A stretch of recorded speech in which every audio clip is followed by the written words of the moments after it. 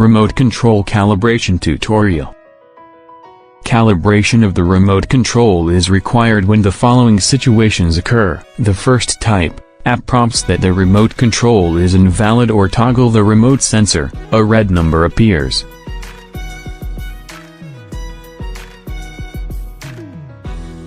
The second type, there is an error in the range value. 1.4 channel is 100-200, 5.8 channel is 110-190. Calibration method. In App Settings, on the Channel Check interface, click Remote Control Calibration in the upper right corner.